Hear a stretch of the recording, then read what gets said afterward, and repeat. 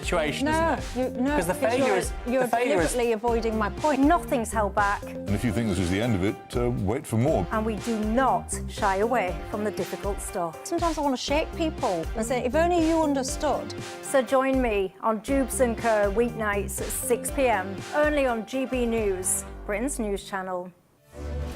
Miriam, you can't be serious. Scrapping the triple lock on state pensions? Madness. Andrew, we just can't carry on pretending. The numbers just don't add up. We've got to be honest with people. We've got to face the facts. That's what people want. Well, that's what you get on GB News and on Britain's Newsroom. Lively debates, lively conversation. Britain deserves a newsroom that puts the facts and your voice first, and we're not afraid to hold power to account. And each other. So join me, Andrew Pearce. And me, Miriam Gates, for Britain's Newsroom, weekdays from 9:30 on GB News. The People's Channel, Britain's news channel.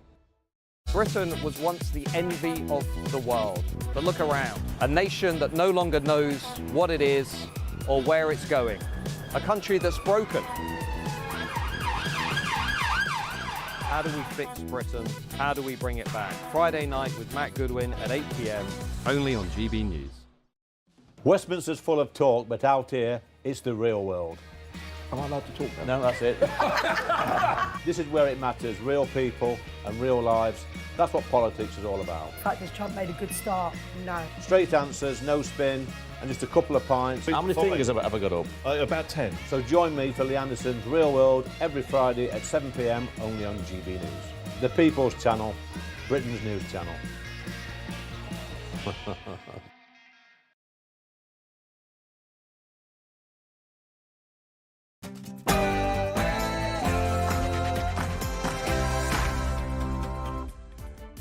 A very good evening to you. It's Tuesday, the 17th of September. My name's Tom Harwood, and tonight I'm standing in for the unsurpassable Sir Jacob Rees-Mogg.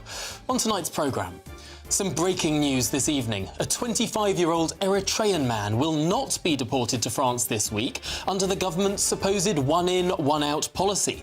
He won a High Court injunction blocking his removal after arguing he faced harm if returned, despite the Home Office ordering his removal. Will we ever get a grip on this? Also tonight... That tweet, I was just so emotionally charged and upset and just... I still, to this day, can't quite believe that somebody's dropped their children off at a dance class, at a Taylor Swift dance class, and never got to pick them up.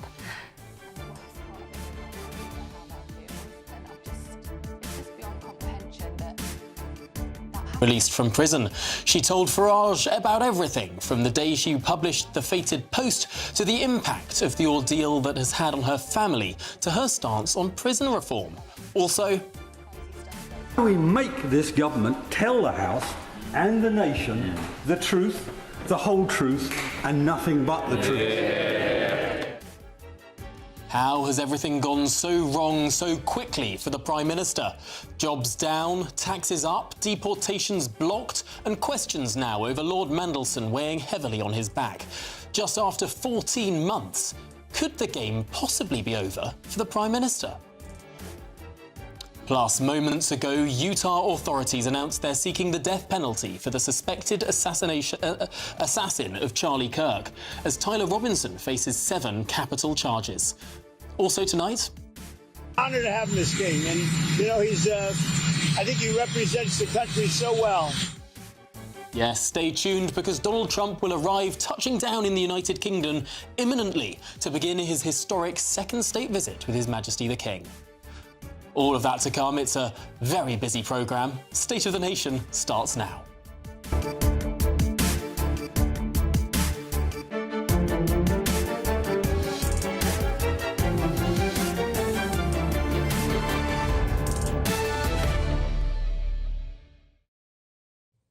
And throughout it all, I'll be joined by my pugnacious panel, the former editor of The Sun, Kelvin Mackenzie, and the journalist and broadcaster, Michael Craig. And of course, as ever, throughout the programme, let me know your views. gbnews.com/your say is the way to get involved. But now it's time for that latest news bulletin with Aaron Armstrong.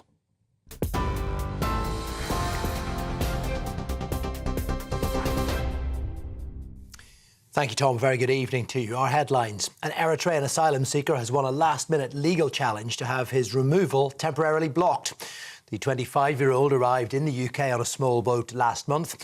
He was due to be removed on a commercial flight at 9 a.m. tomorrow and would have been the first person returned to France as part of the one-in, one-out agreement. His lawyers successfully argued that he could be left destitute if returned to Paris.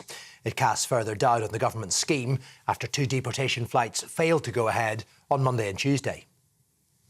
It's emerged Lord Mandelson was appointed ambassador to the United States before he was fully security vetted. The Foreign Secretary revealed due diligence checks were carried out, but Mr Mandelson only underwent in-depth vetting after being announced in the job. Yvette Cooper made the admission ahead of a 3-hour emergency debate on the Prime Minister's handling of the affair in the Commons earlier, where the Conservative leader, Kemi Badenoch, accused Sir Keir Starmer of ducking the debate.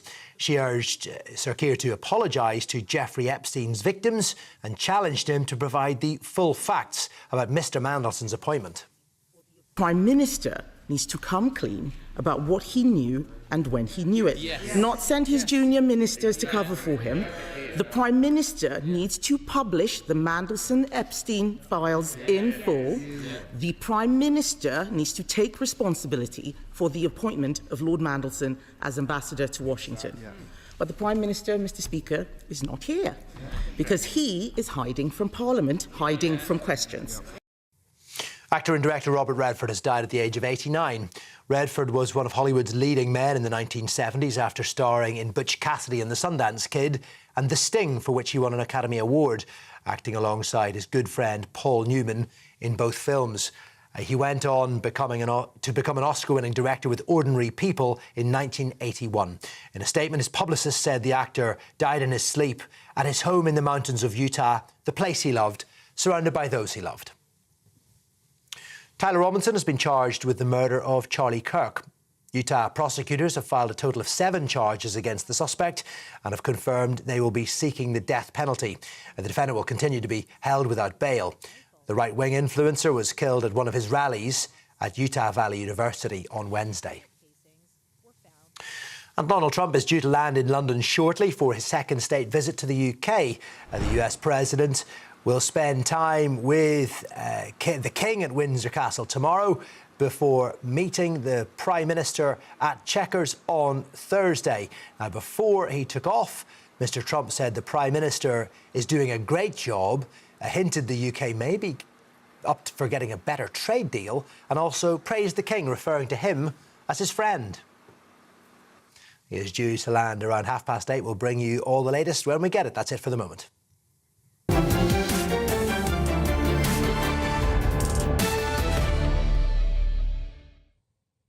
Good evening, it's 6 minutes past 8 and this is State of the Nation. Now, some breaking news this evening. A 25-year-old Eritrean man will not be deported to France on Wednesday under the government's new one-in, one-out policy after winning a High Court injunction to temporarily block his removal.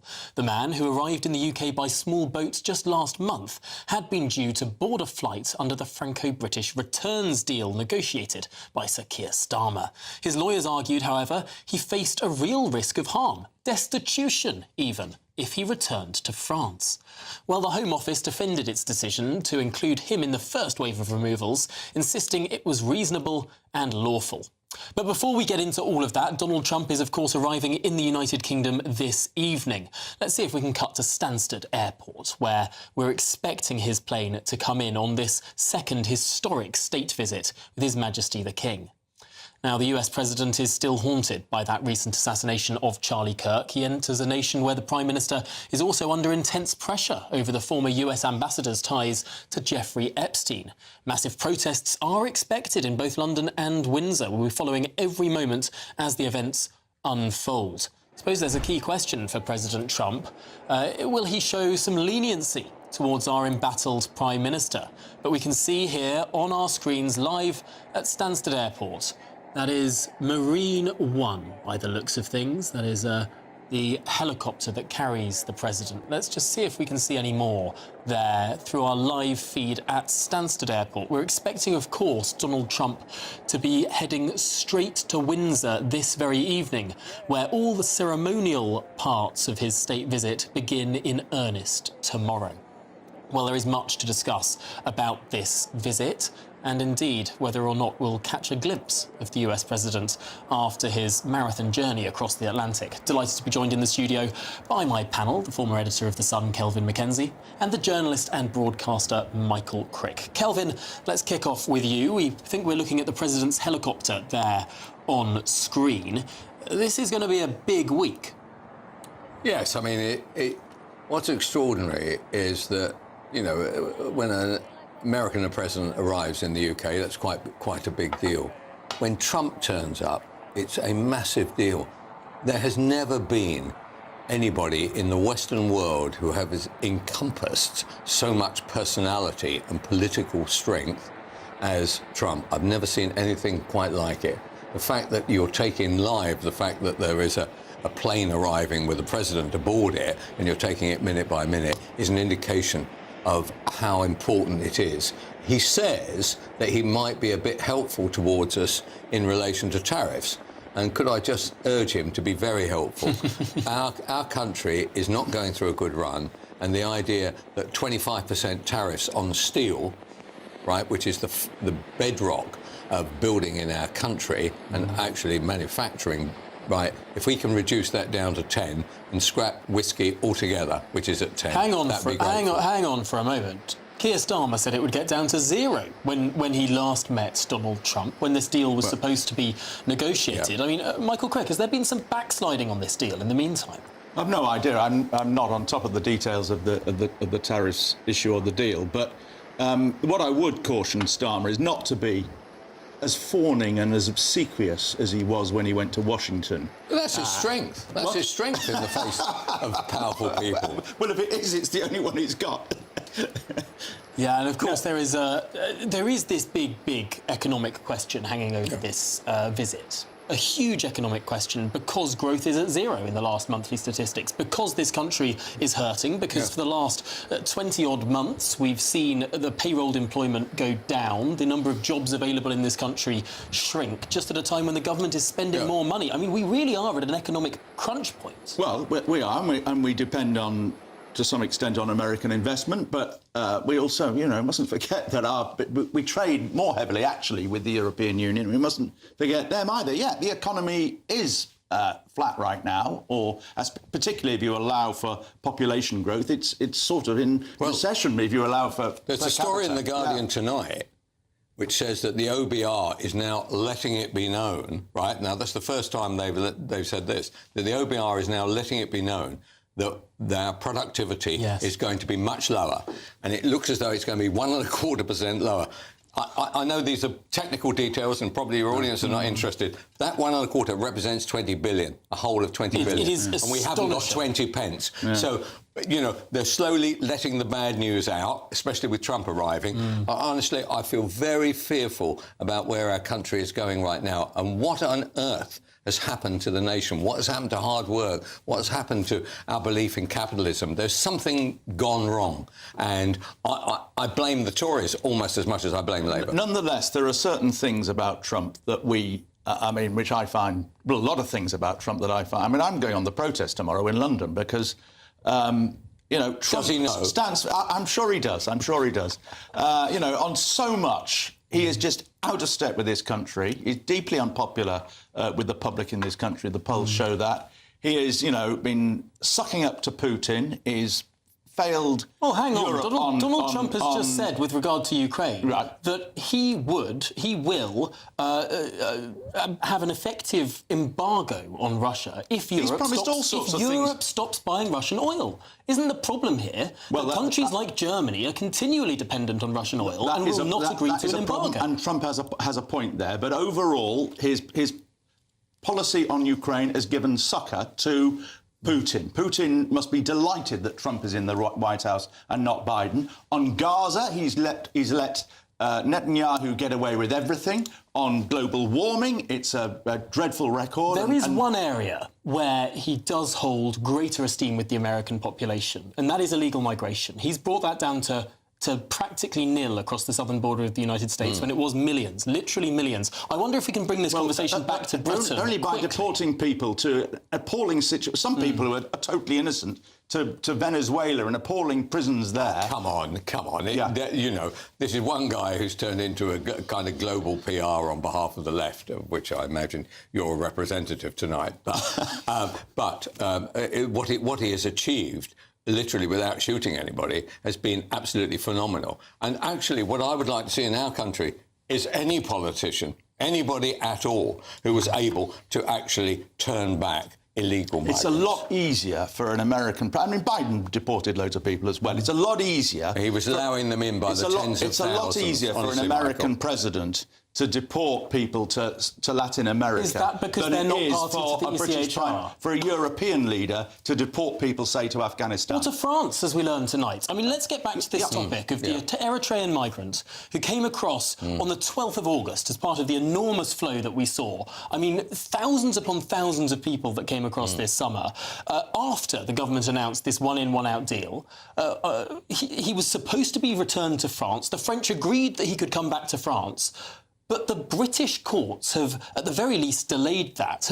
Well, I imagine agreed to this injunction. None of us know the full details of this case, and it's probably a lot more complicated than you're able to say purely in your intro. But it's probably a test case, isn't it, to see whether this, and indeed if this case falls, that will enable a lot more people to be deported to France without appeals on this basis. It may simply be that. Isn't it true that it was never a proper policy? I mean, the truth about the matter is one in, one out was a very nice one-liner, but 50,000 in, none out, which is a much more accurate assessment of it. And honestly, it makes our country look a complete farce. Well, it would have been a farce under the Conservatives, by the way. Here's the test of it. I mean, we as journalists were briefed by Downing Street to expect the deportation flights this week, as soon as Monday. There was meant to be a flight that flew on Monday, and it had no asylum seekers on it. There was a last-minute Well, it sounds very like what happened under the last government. There was meant to be a flight government. tonight, or earlier today at 9 a.m. So much so that a Sun journalist got on board that flight because they were tipped off. Yeah. And then they saw this flight that was supposedly fully booked, had rows and rows of empty seats. Why? Because there were meant to be illegal migrants there. There weren't. This government has run into the same problems. You're right, Michael, that's the last government. But they told us, they were grown-ups in the room. They told us that if you just had a sensible Home Secretary, you could get it done. You know, I'm not. All this has to be sorted out. Yeah. And you know, this government does talk tough, but it so far has failed to act tough. What we need, and by the way, the judges all go around saying it. They say, we operate the law. That's what they say. So why is it that our Parliament won't pass laws which don't have wiggle room for this kind of farce taking place and costing us a lot of money, but also costing us I think position? If this case you know, is upheld, and he's not deported, I think Parliament will start. Labour MPs are terrified right now that they're all going to lose their seats. And yet the ministers are finding that the levers they're pulling aren't attached to anything particular when it comes to policy. There is so much to discuss here. We are still waiting to see Air Force One at Stansted Airport. We'll keep our eyes on that for you. But indeed, much more to come on this programme. Indeed, in just a moment. So me sending one tweet, bearing in mind I'd gone 42 years in my life without ever being in trouble, that instantly hits the bar. Yes, Nigel Farage sat down with Lucy Connolly earlier today in this very studio for her most open and heartfelt interview since being released from prison. We're going to get much more on that, so do stay tuned. But also, Donald Trump, of course, arriving in the United Kingdom on Air Force One imminently to begin his historic second state visit with His Majesty the King. We'll bring you all the events as they happen this evening, live.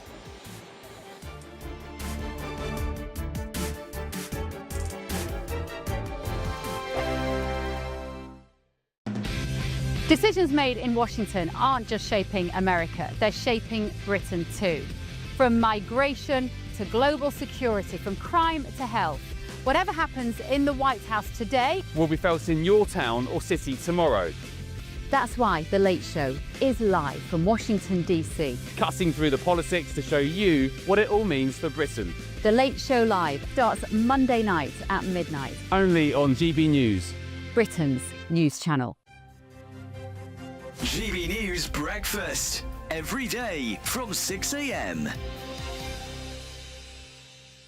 I remember being introduced to Ken Bates. Chelsea used to own Chelsea, and just asked to sit down with him and then spend the next sort of 2 or 3 hours with him having lunch. And an ex of Donald Trump, Ivana Trump, his wife, and oh, you had dinner with her? Yeah, I remember having dinner actually with Catherine Zeta-Jones. Did you? Yeah. You said earlier you couldn't think you couldn't think of anyone. I was listing them. I can't think of anyone. That literally just literally come into my head. Hi, Catherine Zeta-Jones. Can we go back to that, please? Catherine Zeta-Jones was. I used to live in a flat in Fulham, and I'm up at the top of the flat, and I was a sports reporter at the BBC, and I went round to Pizza Express, and I'm sitting eating, having my dough balls and everything else I was having. And reading the back pages of the papers in preparation for the work that I was doing the next day. Yeah. And I walked out of the cafe, and the beautiful, most stunning woman, Catherine Zeta-Jones, was walking by, and she said, "Oh, hello, Eamon." And then Welsh accent. Really? Hello, Eamon.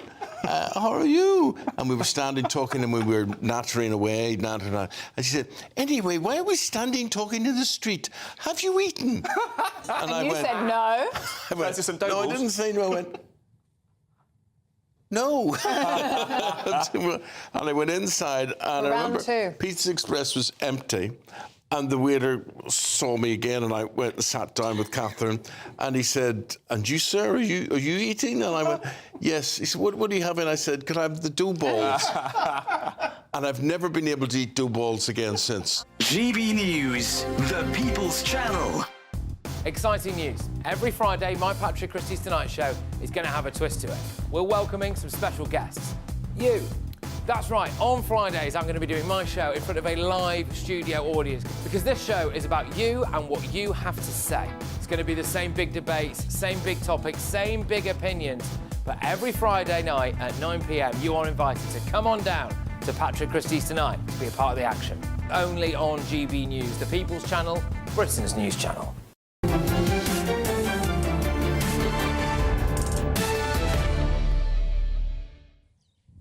Good afternoon, good evening even. This is State of the Nation. Now, we're expecting Donald Trump to arrive in the UK imminently. We've got eyes on the airport, so when that happens, we will dive straight to it. But this is in the context of a tricky time for Britain, an economic headwind. And what, of course, was the answer to this economic headwind? Well, the Prime Minister appointed Peter Mandelson as US ambassador without full MI6 vetting.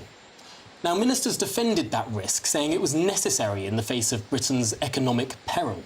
But that risk blew up in his face. Yes, we watched today as the House of Commons had its say on the Mandelson scandal. Is Mandelson ever an appropriate character to appoint as our ambassador? No. Well, we'll get to that later. Secondly, what was the procedure for vetting? Was it properly followed? And why has it gone so horribly wrong? Thirdly, what's happened in the last couple of weeks to lead to the demise of the former ambassador? Who made the critical decisions and why? And fourthly, what do we do now? How do we make this government tell the House and the nation the truth, the whole truth, and nothing but the truth? Yes, just 6 days ago at Prime Minister's Questions, Sir Keir Starmer gave his full confidence to Peter Mandelson, a man linked by friendship to a convicted paedophile.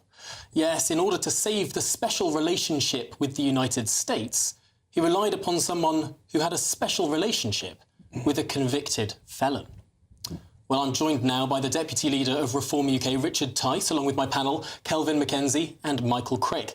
Now, Richard, you spoke in this debate today. It was an emergency debate, the likes of which we haven't seen in the Commons for years. And it all comes in the context of Donald Trump touching down in the United Kingdom in the next few minutes. I mean, what a blow to this country to have lost our ambassador at this moment in time. Well, it was an extraordinary 3-hour debate, and I raised the issue, two issues. One is the Prime Minister's woeful political judgment, because he personally made the decision to appoint Lord Mandelson in the knowledge, with a 2-page dossier summary, that he basically had links to a convicted paedophile. And then also, I think he actually inadvertently misled the House of Commons last Wednesday when he said that a full due process had been carried out during the appointment. That is not true, because he'd made the appointment and announced it, as we now know, before the whole vetting process properly started. So, yeah, it was a pretty significant debate, very fiery, brilliantly led by David Davis, MP, and I have to say, the government minister was rocked and reeling all afternoon.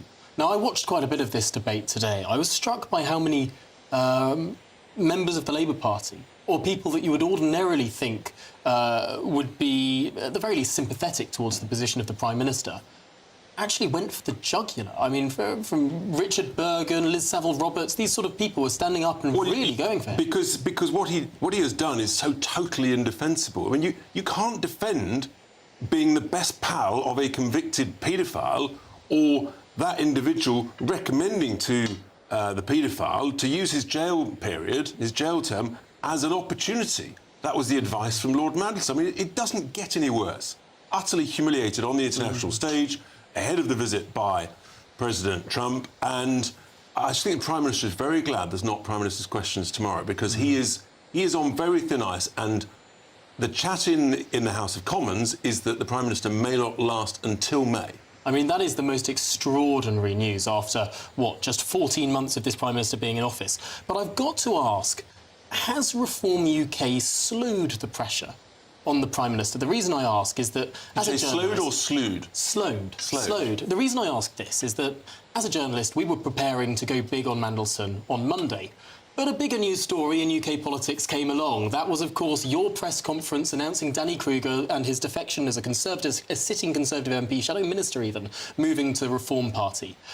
Did the Reform Party choose Monday to announce that because it seemed like there was some wind in Kemi Badenoch's sails, because she'd brought the pressure on Mandelson?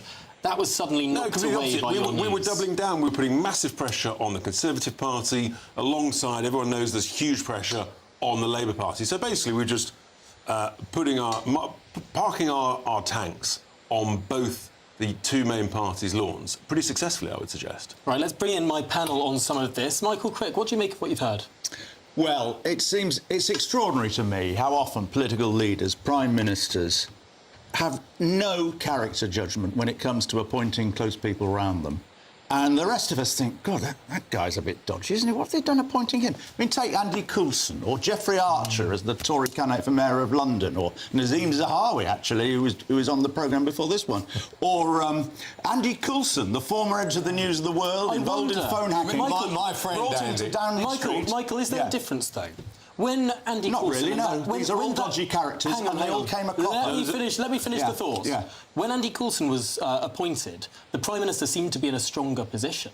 When there was the scandal over Peter Mandelson's resignation, number one and number two, the Prime Minister What's that got to do with it? The guy had been involved in phone hacking, and after his time, and then went to jail for it. Let me finish the point. When a Prime Minister is strong, when his party is behind him, when he hasn't suffered rebellions, well, then he can ride through scandals like this. He can say I was badly advised, he can skirt over it. This Prime Minister is in a much weaker position than David Cameron was for Coulson or Tony Blair was for Mandelson 1 and 2, because he's suffered U-turns at the hands of his party. They smell blood now. Well, they do and they don't, because I think Starmer will be all right in terms of survival, unless he chooses to go himself. And I think Starmer's a rare example of where you can say, actually, he might resign. Prime Ministers want to hold on to power forever, mostly, because it's been so blooming difficult to get there. But I think in Starmer's case, he may just be the sort who resign, because remember, he almost resigned 5 years ago when he lost the Hartlepool by-election. So he's of that kind of mindset. But he will carry on, because there's no obvious challenger. Wes Streeting will be deeply unpopular with the party members. He would otherwise be a challenger. Obviously, Angela Rayner's gone. and Andy Burnham, it's just too difficult to get him a seat and all of that. So I think he will survive. He is in a bad state right now. Things may improve with the Trump visit, and who knows what will come out of the party conferences. Kelvin Mackenzie, you're shaking your head. No, there's no good news down the track because the country always looks to the economy. Every country does, and we are completely up creek without a paddle. Looks as though things are going to get worse if the OBR's kind of stuff through The Guardian tonight turns out to be true. And I don't weep for Starmer, who turns out to be what you'd expect a lawyer to be. He will say anything to get through the next meeting. So politicians do that too. I totally agree with you. He's done for, and the best thing that can happen, funnily enough, for reform is that he stays there. Well, let's put that question to Richard Tice. Look, I mean, we're relaxed. The Labour Party is done for. Sadly, the economy. You're completely right, Kelvin, is in a terrible state. I've been warning that we're heading towards some form of financial drama. The Chancellor was completely wrong to delay the budget. The jobs numbers out yesterday was dire. Inflation numbers out on Thursday will be dire. The government borrowing figures out on Friday will be dire. And the markets they're applying a moron premium to this Labour government and this Chancellor, and that's not a good place to be on the international markets. Heard that phrase quite a few times, but just to explain, the Chancellor this is the speculation, the Chancellor delayed this budget to the last possible time in the autumn to still be called the autumn budget, in the hope that something would come along. But it looks like far from things getting better and the forecasts getting better, they're actually getting worse. And it just shows how incompetent she is and how clueless Rachel from Complaints is, because it was obvious. Get the budget out of the way. And she's gone the other way, so she'll have to do more tax rises. No, it's not. I'll tell you why, Richard. It'll be more tax rises and more stress from the bond market. For one moment, Rachel Reeves tried to cut the benefits bill, and she was unable to. There was a parliamentary rebellion within the Labour Party. Which is why she was in tears that day. Well, that immediately preceded her tears. I suppose we can draw our own conclusions. But, I mean, to some extent, this is Rachel Reeves who's tried to cut spending, and the Labour Party that has stopped her from doing that. I suppose the question becomes, who's the real Chancellor? Well, very good question. I mean, the reality is, very soon it's going to be the bond market is going to be taking charge. But by delaying it, she's actually making her problem worse, which means she'll have to impose greater austerity, which she won't be able to get through the party. And the question is, does the Prime Minister last until next May? And do 40 or 50 Labour MPs stay in that party by next May? Or, if there's a financial drama, do they say, we're not going to have austerity, we're heading off to Corbyn's whatever party it's called? Are we putting too much emphasis on the idea that there'll be some great financial collapse, greater than any other country? I mean, Germany has spent most of the last year in recession. All Western European countries are having a terrible time of it. Canada's in negative GDP growth per person. I'll tell you why you're wrong. Because the moron premium means that the price of our government debt compared to the price of German or French government debt, even though France has got higher debt to GDP than we have, that is so significant because the markets think we've got things so badly wrong, and because we've got an inflation problem, and a third of our government debt is linked to inflation. Insanity. Now, the Prime Minister will be hoping that this visit from this United States President gives him a bit of a deus ex machina. Brings along the manna from heaven, the trade deal that will save Britain's economic situation. I mean, we are expecting an improved trade deal to be perhaps on the table in this state visit. We are expecting investment from companies like Apple and Google. We are expecting that sort of economic news as a companion, perhaps on Thursday when Donald Trump goes up to meet the Prime Minister as opposed to tomorrow when he meets the King. I mean, that's got to be some wind in the Prime Minister's sails. Well, let's hope so. We all want the country to do better. I mean, that is normal course of business for the government, so they should be doing that, and we wish them well in that. And at the end of the day, the President, he has a very, very strong affection for the UK. He's delighted that we're no longer a member of the European Union, who he doesn't have such affection for. And we've got to hope that we can somehow, our government can trade on that, despite all of the dramas and nightmares and deputy leadership campaigns and potential leadership campaigns that are going on in the tea rooms of the House of Commons. Well, Richard Tice, Member of Parliament for Boston and Skegness, and indeed Deputy Leader of Reform UK, thanks indeed for talking through those whispers in the tea room. Absolutely fascinating stuff. And indeed, thank you to my panel too. Now, coming up in just a moment... I am filing a notice of intent to seek the death penalty.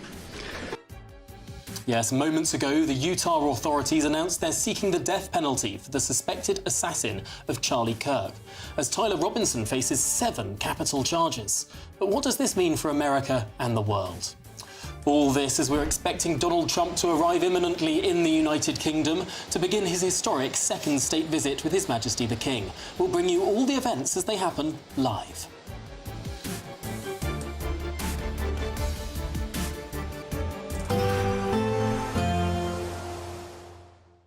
Dinner under the stars tonight? That reminds me of our travel insurance. You mean all clear skies? All Clear Travel Insurance sponsors GBNews Travel Destinations Forecast.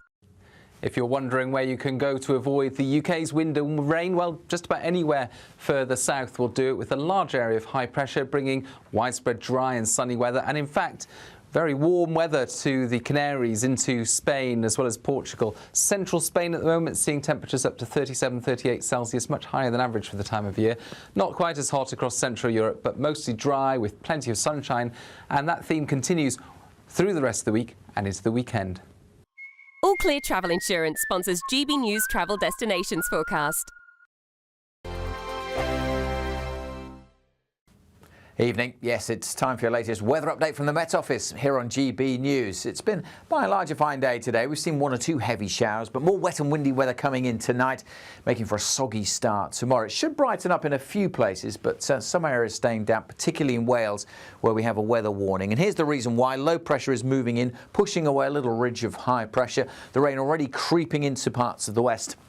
Gets heavier and more persistent through the night. The brighter colours suggesting some pretty heavy downpours for Wales, Northern Ireland and southwest Scotland. That rain filtering into eastern England by the end of the night. Northern Scotland stays largely dry. Clear skies here could allow temperatures to dip to single figures, but most places actually turning quite a bit milder through the night. So a humid feel in the morning and a pretty wet start. A lot of spray and surface water around on the roads in the morning. We have 2 Met Office yellow warnings in place over parts of Wales in the south and in the northwest, where that rain could cause some disruption through the day.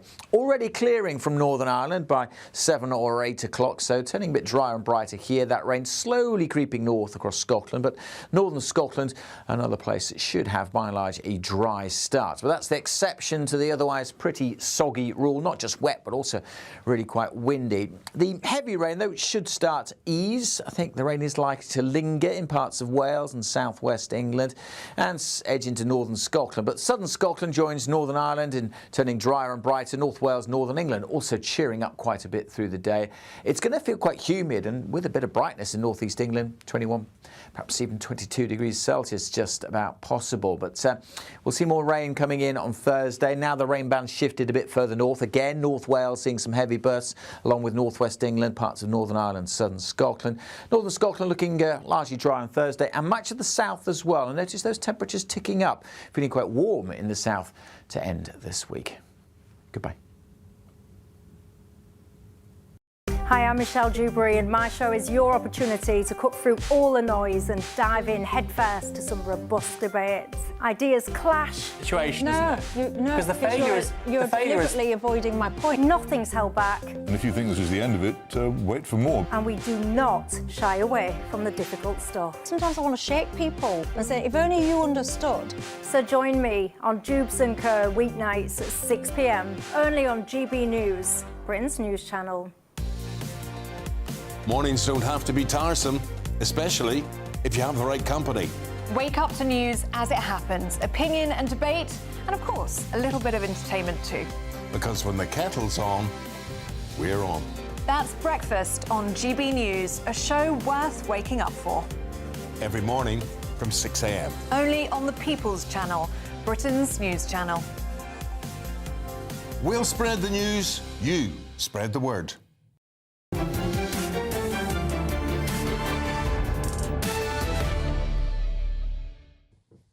Good evening. evening. This is State of the Nation as we await the touchdown of Air Force One. Donald Trump arriving in this country for a historic second state visit, an honour that has never before been bestowed on a democratically elected leader. Now, I'm delighted to be joined by the director of the Margaret Thatcher Centre for Freedom at the Heritage Foundation, Niall Gardner, and, of course, my panel, the former editor of The Sun, Kelvin Mackenzie, and the journalist and broadcaster, Michael Crick. Well, Niall, you have flown in from Washington, D.C., where you're based. How much does this visit of the United States President mean? Well, I think it's a hugely important visit. It reinforces, of course, the tremendous significance of the US-UK special relationship, the beating heart of the free world. It's been very closely followed in the United States. In fact, there's wall-to-wall coverage in the US today of the state visit, and there will be over the next 2 days. So great interests across the Atlantic. And President Trump is, without any doubt, the leader of the free world, and a huge contrast between the strong leadership of President Trump and the weak-kneed approach of Keir Starmer, who has been an absolutely disastrous Prime Minister here in the UK. So this is a very interesting visit on so many levels. But at the end of the day, President Trump is the most pro-British US president of the modern era, a massive supporter of Brexit, a huge admirer, of course, of the British monarchy and the royal family, and has deep affection for the UK and the British people. That is undoubtedly true. However, he weighs off these two affections that he has, perhaps, in his mind. Affection for the royal family, the British people, but also affection for tariffs. And he said tariffs was his favourite word in the election campaign. Now, we have, admittedly, got off more lightly than many other developed countries around the world, but he still has raised the level of general tariffs against the United Kingdom compared to before his presidency. Can that really be seen as a pro-British move? I think the ultimate goal really is a US-UK comprehensive free trade agreement that eliminates all tariffs on both sides. I think that would be the ideal. And I think that will be hopefully the end result, actually. And I think the main target for President Trump, of course, is the European Union and their massive tariff barriers. And he really has taken a flamethrower, of course, to the EU's protectionist approach. And the European Union, after all, really is the world's biggest protectionist racket. And President Trump is America's, I think, first real Eurosceptic president. He's very pro-Brexit. He believes that the EU is an adversary for the United States, and he believes in national sovereignty, self-determination, all the things I think the British the Conservatives care very deeply about. Come on, national sovereignty and brilliant. self-determination. What about all this stuff about invading Canada? And I hope, by the way, that the King gives him a right, I'll say it politely, rollicking over that. How would Margaret Thatcher have reacted to what he said about Canada? Well, let me say this, that Margaret Thatcher, I think, would have been very, very supportive of President Trump's entire approach towards the UK and towards the EU. After all, she believed in British sovereignty and self-determination. Exactly the same. Not Canadian. The same approach. Well, I think the Canadian issue is something that's very different to the whole Brexit issue and the US-UK But you just said that Trump believed in self-determination. Yes, and there he is, he's going around, he's threatening to invade Greenland, Canada, Panama. It's a load of rubbish, isn't it? Just like all the crap that people talk about him believing in free speech. Free speech when it's convenient. Did you actually support Brexit then and stood with 17.4 million Britons who voted for Britain's sovereignty and self-determination? I hope you did, based upon what you're saying. Well, now the polls show that actually most Britons wish Brexit had never happened. So, but let's get back to the Canada point. You know, how do you justify that? How would Margaret Thatcher have justified what Trump said about invading Canada? I mean, he's an imperialist, isn't he? Well, invading Canada, invading a member of the Commonwealth. Have you seen a US invasion of Canada? Have you seen that? No, but Trump has been arguing for it. An invasion of Greenland. Is there an issue He's here? been applying a lot of pressure, of course, on Canada. Is there an issue? A phrase that was used liberally in Trump's first presidency, when he won and when people were trying to get their heads around why he won. It was people were taking Trump literally, but not seriously. Whereas instead, perhaps what we should do with Donald Trump is take him seriously, but not literally. Well, both. All of this is bonkers. If a man says he wants to invade a country, we have to take him seriously. Do you think we should take him Particularly if he's literally? invaded- That's the question. Literally. Well, the Canadians are worried about it. Really? They're worried the about Greenlanders invasion? are worried about it. The Panamanians are worried about it. And we sit here and so don't dare do anything about it. If you're talking about invasion, actually, there's an invasion of Britain right now by illegal migrants. I hope you're concerned about that. Why don't you answer my question? That's a real invasion. This question. You've That's a real invasion. I'm asking you. How do you feel about being Gentlemen, I'm going to adjudicate here. We're going to give Michael Crick a word and then we're going to go to you, Niall. Now, Michael. The King should give him a right rollicking over that, and I hope he does. I mean, the King must be going through agonies right now, having to host this state visit. You're living in a complete delusional, parallel universe. That's true, frankly, actually. I'm completely divorced from reality.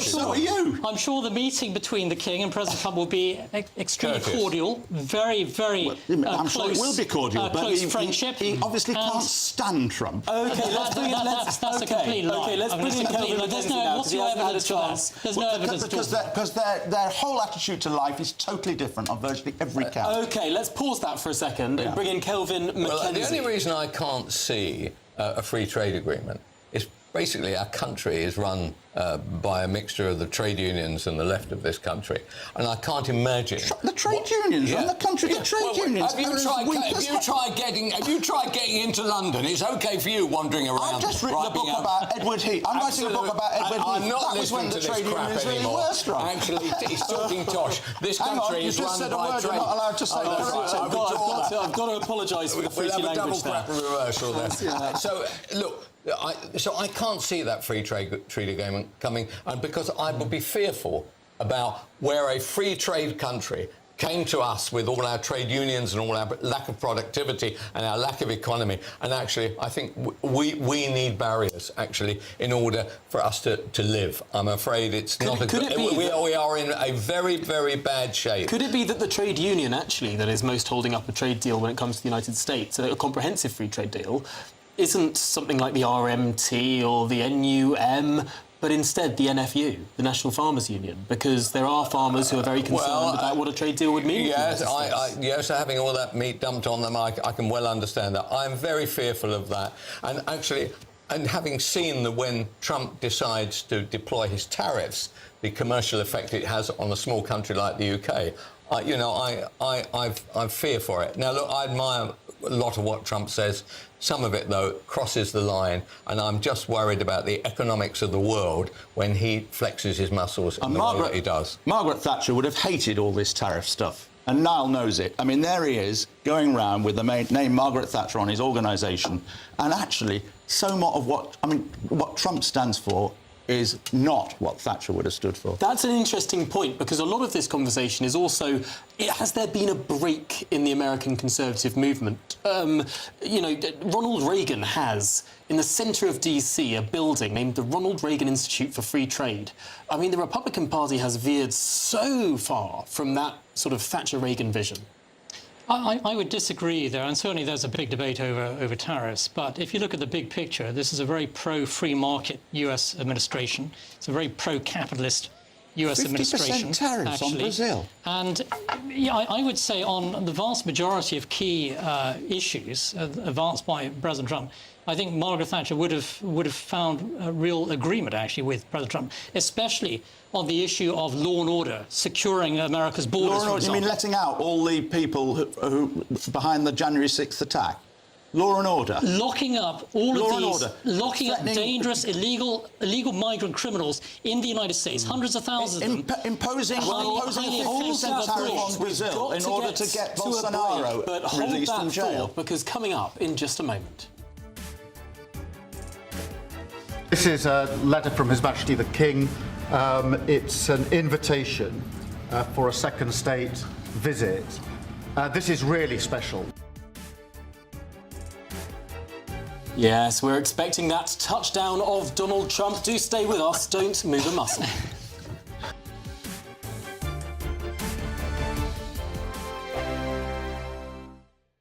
Britain was once the envy of the world. But look around. A nation that no longer knows what it is or where it's going. A country that's broken. How do we fix Britain? How do we bring it back? Friday night with Matt Goodwin at 8 p.m, only on GB News.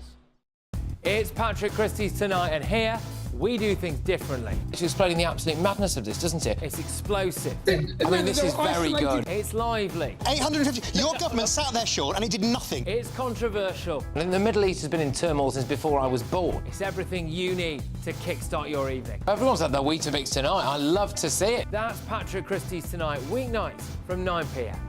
Only on GB News, the People's Channel, Britain's news channel.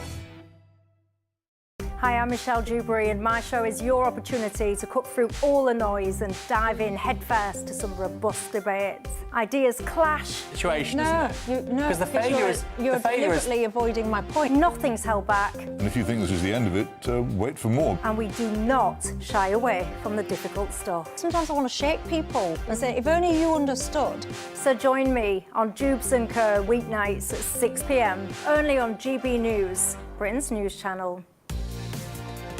Mornings don't have to be tiresome, especially if you have the right company. Wake up to news as it happens, opinion and debate, and of course, a little bit of entertainment too. Because when the kettle's on, we're on. That's Breakfast on GB News, a show worth waking up for.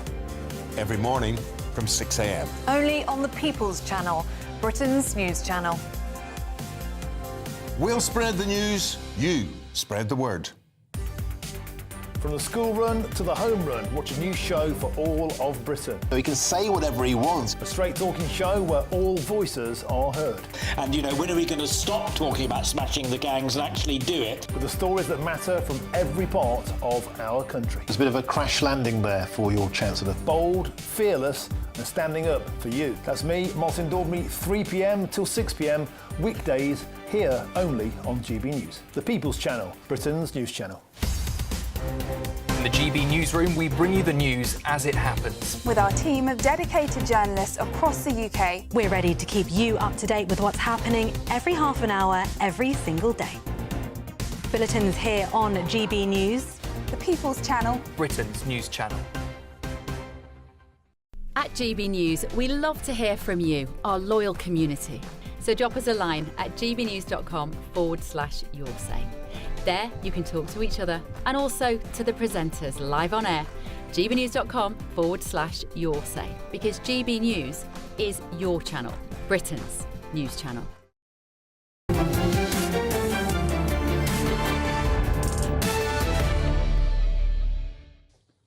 Welcome back to State of the Nation. The time is almost 10 to 9, and we're waiting for Donald Trump's arrival in the United Kingdom. Yes, this historic second state visit due to begin as soon as Air Force One touches down at Stansted Airport.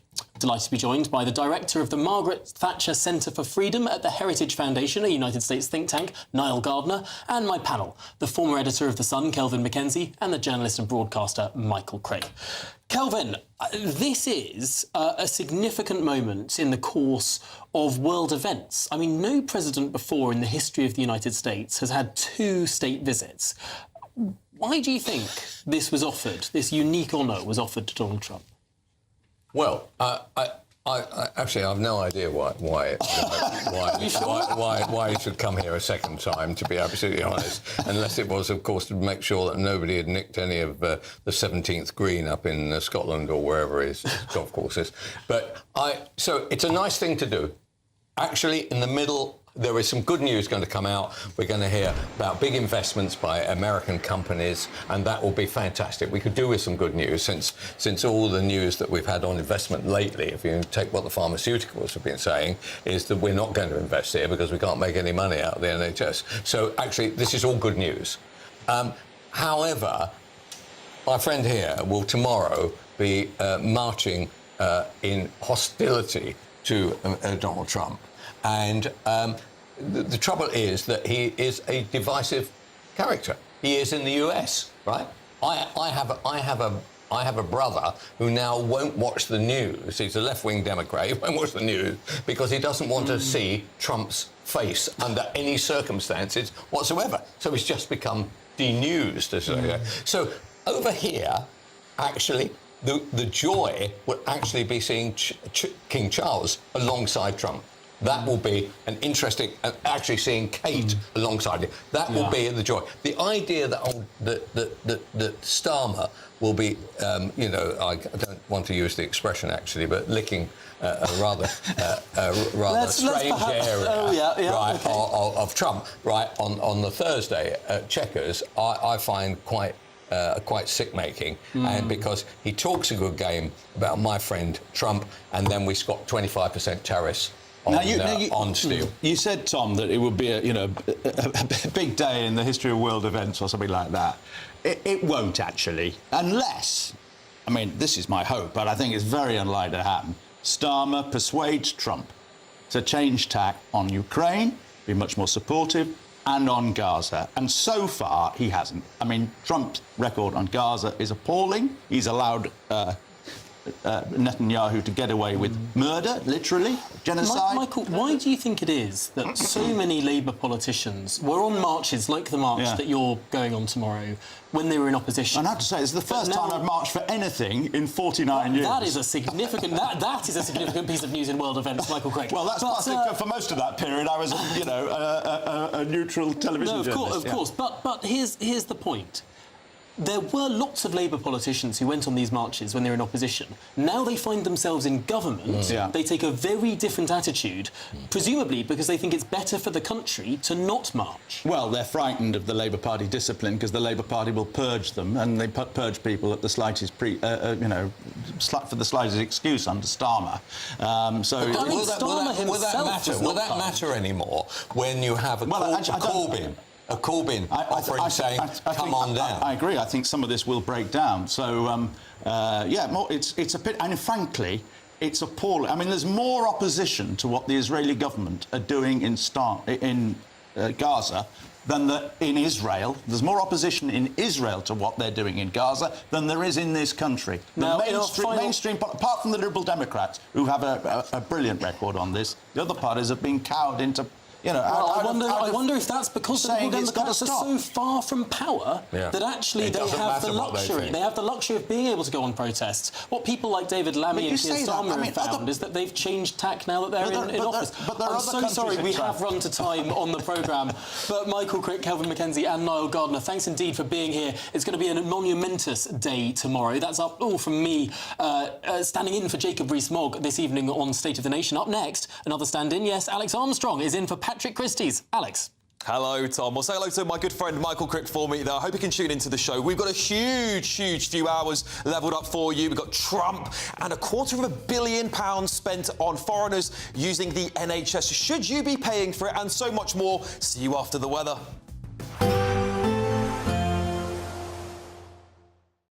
Today, clouds overhead. Total zen within. Box Solar sponsors the weather on GB News.